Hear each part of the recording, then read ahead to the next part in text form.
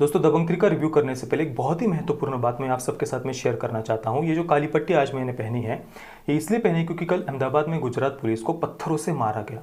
बहुत ही ज़्यादा बेरहमी से इस प्रकार से मारा गया कि वो विजुअल्स हम देख भी नहीं सकते, उसके निषेध में। और उसके साथ में ही केरला में एक विद्यार्थी ने केवल सीए और एनआरसी का समर्थन किया, इसलिए कम्युनिस्ट पार्टी की जो स्टूडेंट विंग है एसएफआई, उन्होंने उस विद्यार्थी को इतना बेरहमी से, इतना अमानवीय तरीके से पीटा। वो वीडियो आपने सोशल मीडिया पर देखा ही होगा। हालांकि कोई भी मीडिया उसके बारे में बात नहीं कर रही। इसमें कोई आश्चर्य नहीं है। केरला में पिछले कुछ सालों में 250 से ज़्यादा हिंदू कार्यकर्ताओं की हत्या हो गई, फिर भी किसी ने बात नहीं की, सब चुप है। और कम्युनिस्ट पार्टी की तो ये इतिहास रहा है। पिछले कुछ दशकों में 110 मिलियन लोगों का इन्होंने कत्लेआम किया है। अभिव्यक्ति की आज़ादी की बात करते हैं, लेकिन बस इनके ओपिनियन से कोई दूसरा ओपिनियन रखे तो उसे कुचल कर मार देते हैं, कत्लेआम करते हैं। 1-2 करोड़ नहीं, 110 मिलियन लोगों की इन्होंने हत्या की है।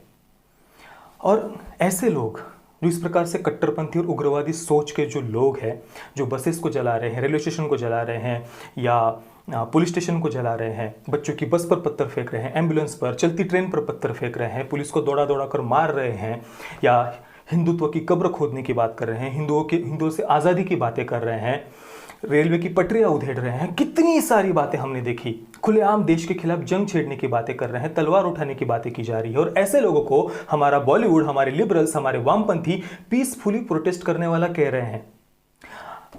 यानी हिपोक्रेसी की भी सीमा होती है यार। और जो सच में विद्यार्थी बस पीसफुली अपनी बात रख रहा था, उसे उसकी आवाज़ कुचल दी गई, पर कोई उसके बारे में बात नहीं कर रहा।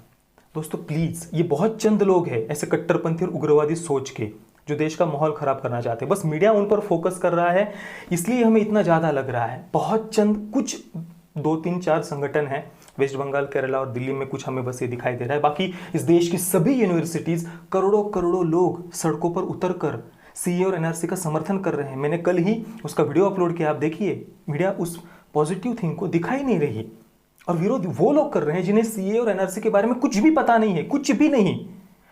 मैंने कल ही ध्रुव राठी, आकाश बैनर्जी, मतलब उनका एक, क्या बोल रहे हैं वो, कुछ सेंस नहीं, कुछ तथ्य नहीं, कुछ भी बोले जा रहे हैं।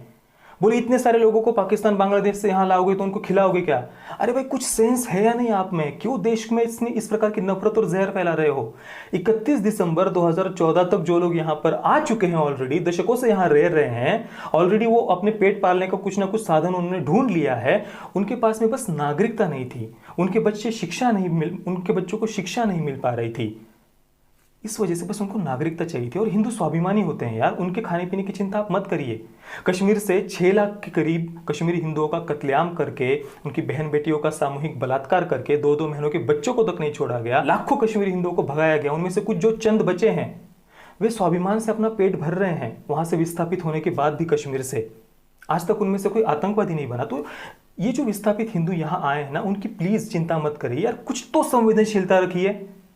हत्या, लूट, सामूहिक बलात्कार, धार्मिक प्रताड़ना के शिकार है वो पिछले 70 सालों से, जिसमें उनकी कुछ भी गलती नहीं थी। और उनमें ज्यादातर हमारे दलित भाई है।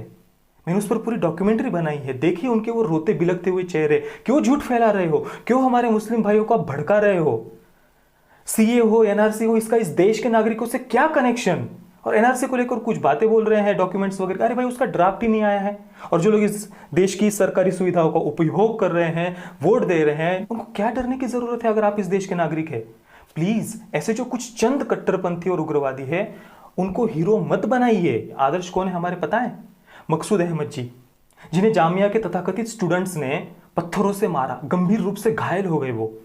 हमारे सच्चे हीरो कौन है आपको पता है? तनवीर अहमद जी, जो कर्नाटका के पुलिस ऑफिसर है। उन्होंने कर्नाटका में जो वामपंथी स्टूडेंट्स को बरगला रहे थे झूठी जानकारी देकर, उनकी पोल खोल दी उनके मुंह पर। वो वीडियो अभी सोशल मीडिया पर वायरल हो गया है, आप सर्च करिए। ये हमारे रियल हीरोज है भाई। इस देश ने कभी भी किसी के साथ में भेदभाव नहीं किया है। यहाँ किसी का नाम कन्हैया होता है इसलिए कोई उसे अच्छा नहीं कहता, या किसी का नाम औरंगजेब है, लेकिन फिर भी अगर वो इस देश के लिए शहीद होता है ना, तो उसे हम अपने सर आंखों पर बिठाते हैं। तो यहाँ पर जात धर्म ये देखकर नहीं, जो इस देश से प्यार करता है ना, उसे सब यहाँ पर सर आंखों पर बिठाते। तो प्लीज ये नफरत मत फैलाइए। और इतने प्रोपेगेंडा फैलाए जा रहे हैं, कुछ फॉरेन यूनिवर्सिटीज के कुछ 8-10 लड़कों को खड़ा करके बोल रहे हैं कि भाई वो लोग सपोर्ट कर रहे हैं, यानी इस देश के करोड़ों लोग बेवकूफ है। वो फॉरेन में बैठ, और वो सब वो फॉरेन यूनिवर्सिटीज के स्टूडेंट्स क्या कर रहे हैं, ब्राह्मणवाद से आज़ादी, पेट्रियार्की से इस प्रकार के। अब पेट्रियार्की ब्राह्मणवाद क्या मतलब है, आप सीए का अपोज कर रहे हो, ये क्या पकड़ रहे हो अपने हाथों में। प्लीज, इन लोगों के उद्देश्य कुछ और है, हिंदुत्व की कब्र, हिंदुओं से आज़ादी। प्लीज, ऐसे जो कुछ चंद लोग हैं उसकी वजह से जो करोड़ों मासूम लोग हैं, जो जिन्हें सीए एनआर से कुछ पता भी नहीं है, कई सारे ऐसे मुस्लिम भाई हैं जिन्हें कुछ पता नहीं, उन्हें बस भड़काया जा रहा है इन लिबरल्स और वामपंथियों के द्वारा। प्लीज उन्हें आप बताइए, यही समय है, क्या हमें किसके साथ में खड़ा होना है, चाहे हम कुछ भी हो, हमारा मत पंथ संप्रदाय कुछ भी हो, हमें किसके साथ खड़े होना है, तनवीर अहमद जी के साथ में, मकसूद अहमद जी के साथ में, या फिर जो हिंदुत्व की कब्र खोदने की बात करते हैं, हिंदुओं से आज़ादी की बात करते हैं, उनके साथ में। हमें किसके साथ खड़े होना है, आज देश के साथ खड़े होने का समय है। प्लीज एक हो जाइए, इन वामपंथी और लिबरल्स के बातों में मत आइए। चलिए दबंग 3 के बारे में बात करते हैं। करीब 2.25 घंटे की ये फिल्म है। इस फिल्म को डायरेक्ट किया है प्रभुदेवा ने और इसके प्रोड्यूसर है सलमान खान और अरबाज खान। इसका जो फर्स्ट पार्ट था वो मुझे उसके रेट्रो लुक की वजह से, एक जो कलर शेड, जो टोन उन्होंने फिल्म का रखा था, उस वजह से, उसके साथ में ही एक सिंपल स्टोरी होते हुए भी सलमान खान का जो एक चुलबुला अंदाज था ना, उस वजह से दबंग का फर्स्ट पार्ट सच में हमें एंटरटेन करता है। उसके बाद में जो दबंग 2 आई तो वो सच में डिसअपॉइंटिंग थी, या उसे हमें ज़बरदस्ती बनाया गया पार्ट हम उसे कह सकते हैं, कोई भी उसकी मतलब। उसके बाद तो मुझे ऐसा लगा था शायद दबंग 3 आएगी भी नहीं। और अभी जो दबंग 3 आई है उसे हम पहले दोनों पार्ट्स का स्पूफ कह सकते हैं। फिल्म के कई सारे डायलॉग्स और एक्शन सीक्वेंसेस इतने ज़्यादा ओवर द टॉप है कि उसे हम ओवर द टॉप भी नहीं कह सकते, वो स्पूफ की कैटेगरी में आते हैं।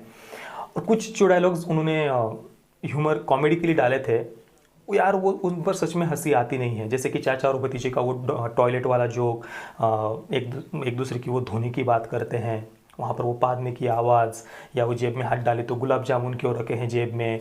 मतलब इस प्रकार के जोक्स जो कुछ फर्स्ट हाफ में उन्होंने डाले हैं, पता नहीं, वो उस पर हंसी तो बिल्कुल भी नहीं आती। जो फर्स्ट पार्ट था दबंग का, वहाँ पर एक्शन और कॉमेडी को, ह्यूमर को उन्होंने परफेक्टली बैलेंस किया था। पर यहाँ पर प्रभुदेवा यहाँ पर फिल्म में कॉमेडी डालने के चक्कर में फिल्म को स्पूफ बना बैठे, या थोड़ी सी चीप हमें फिल्म लगती है जिस प्रकार के एक्शन सीक्वेंसेस और डायलॉग्स उन्होंने डाले हैं। इसके अलावा जो फिल्म के सॉन्ग्स है वो फिल्म की शुरुआत से लेकर के आखिर तक हर 10-15 मिनट में बस आते जाते हैं, आते जाते हैं, आते जाते हैं। एक तो वैसे ही फिल्म आगे बढ़ नहीं रही होती, ऊपर से सॉन्ग्स खत्म होने का नाम ही नहीं लेते।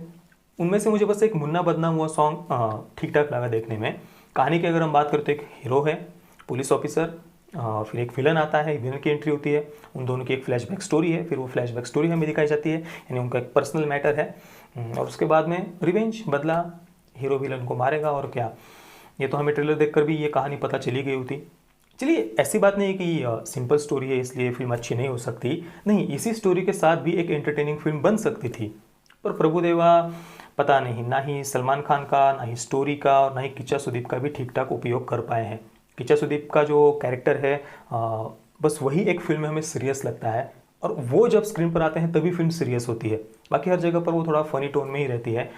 और जब किच्चा सुदीप की एंट्री होती है तो फिल्म एकदम से स्लो मोशन में चली जाती है, बैकग्राउंड में वो सिटी वाला बीजीएम बजने लगता है, और वो भी एकदम स्लो मोशन में ही अपने डायलॉग्स बोलते हैं। पता नहीं, मतलब उनको और अच्छे से विलन के कैरेक्टर को डेवलप किया जा सकता था। सलमान खान की भी जब एंट्री होती है, मतलब उनकी तो फिल्म में इतनी बार एंट्री दिखाई है। मतलब देखिए, हीरो की जब किसी मसाला एक्शन फिल्म में एंट्री होती है, हीरो की फिल्म की शुरुआत में, तो सब तालियां सीटियां बजाते हैं। उसी प्रकार की एंट्री सलमान खान की फिल्म में कई बार दिखाई गई है, वही स्लो मोशन में।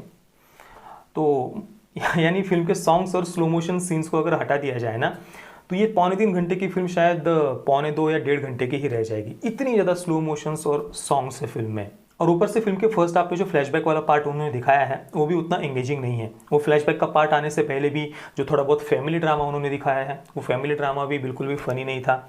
जो मैंने आपको बताया, चाचा भतीजा और वो टॉयलेट में एक दूसरे का धोना, और वो पता नहीं, मतलब वो फैमिली ड्रामा भी ठीक नहीं था। फ्लैशबैक का जो पार्ट है फर्स्ट हाफ में वो भी एंगेजिंग नहीं था, और सेकंड हाफ में क्या होने वाला है वो तो हमें पहले से ही पता होता है, तो उसमें भी हमारा उतना इंटरेस्ट बन नहीं पाता। महेश मांजरेकर की बेटी सई मांजरेकर भी हमें कुछ खास फिल्म में इंप्रेस नहीं कर पाती, और सोनाक्षी सिन्हा तो फिल्म में असहनीय थी सच में। पता नहीं वो अपनी आने वाली हर एक फिल्म के साथ में उनका परफॉर्मेंस और ज़्यादा खराब होते जा रहा है। कुल मिलाकर अगर आप सलमान खान के फ़ैन हैं और उनकी कई बार फिल्म में एंट्री देखना चाहते हैं, उस एंट्री पर आप तालियां सीटियां बजाना चाहते हैं, या आप उनका चुलबुला अंदाज देखना चाहते हैं, एक्शन देखना चाहते हैं, तो आप ज़्यादा कुछ एक्सपेक्टेशंस रखे बगैर इस फिल्म को देख सकते हैं। मैं दबंग 3 को दूंगा 3 आउट ऑफ 10 स्टार्स। जय श्री राम, वंदे मातरम।